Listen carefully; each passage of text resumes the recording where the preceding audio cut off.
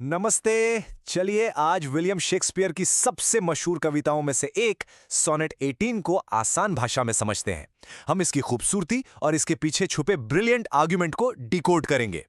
तो कविता शुरू होती है इस फेमस सवाल से, क्या मैं तुम्हारी तुलना गर्मी के एक दिन से करूं? सुनने में तो ये एक बहुत ही सिंपल और रोमांटिक सवाल लगता है ना? लेकिन इसमें एक गहरा राज छुपा है। आइए देखते हैं।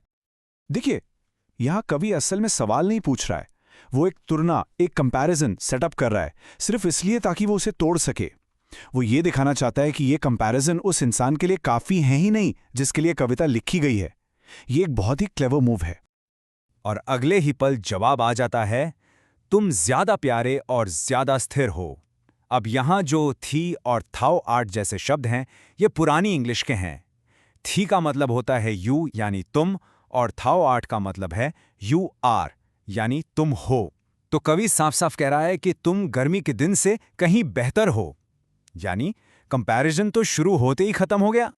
अब यहां से कवि एक वकील की तरह अपना केस बनाना शुरू करता है।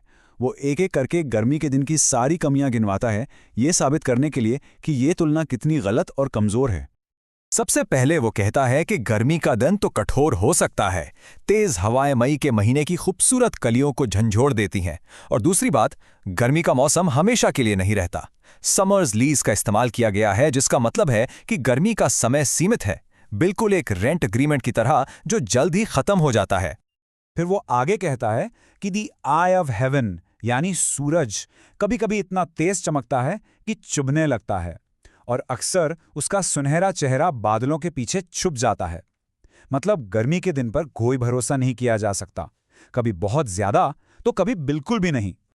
तो सारा पॉइंट ये है कि गर्मी का दिन परफेक्ट नहीं है। वो हिंसा से भरा हो सकता है, उसका समय बहुत कम है, कभी बहुत गर्म तो कभी बहुत फीका, और कंसिस्टेंट तो बिल्कुल भी नहीं है।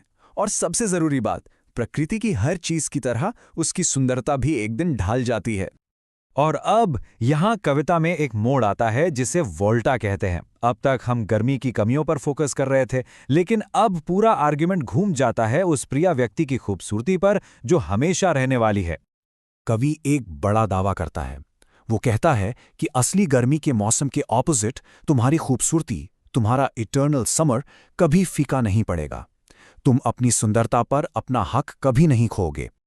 तो इस चार्ट में आप साफ साफ इसके बीच का फर्क देख सकते हैं। गर्मी का दिन टेम्पररी है, वक्त के साथ खत्म हो जाता है, लेकिन प्रिय व्यक्ति की खूबसूरती वो हमेशा के लिए है। वो मौत को भी हरा देती है, वो अमर है। पर कैसे? ये कैसे हो सकता है? चलिए अब कविता के आखिरी दो लाइंस पर चलते हैं। यहीं पर कवि अपना सबसे बड़ा राज खोलता है कि ये अमर होने वाली बात आखिर मुमकिन कैसे है। सारा बिल्डअप इसी कंक्लूजन के लिए था। कवि कहता है कि मौत भी कभी ये घमंड नहीं कर पाएगी कि तुम उसके साए में आ गए, क्योंकि तुम इन इटर्नल लाइंस यानी हमेशा रहने वाली पंक्तियों में वक्त के साथ बढ़ते रहोगे। लेकिन ये इटर्नल लाइंस हैं क्या? और ये रहा इसका शानदार जवाब। यहां दिस का मतलब है ये कविता, ये पोएम खुद। कवि कह रहा है, जब तक इंसान सांस ले सकते हैं या आंखें देख सकती हैं, तब तक ये जिंदा रहेगा और ये तुम्हें जिंदगी देगा। उसकी खूबसूरती इन्हीं शब्दों में हमेशा के लिए कैद हो गई है, अमर हो गई है। तो शेक्सपियर हमें इस पावरफुल विचार के साथ छोड़ जाते हैं कि कला, जैसे कि ये कविता, वक्त और मौत दोनों पर जीत हासिल कर सकती हैं। क्या आपको लगता है कि शब्द सच में किसी चीज को हमेशा के लिए जिंदा रख सकते हैं? इसके बारे में सोचना जरूर। ऐसे ही और इंटरेस्टिंग एनालिसिस के लिए सब्सक्राइब करना ना भूलें।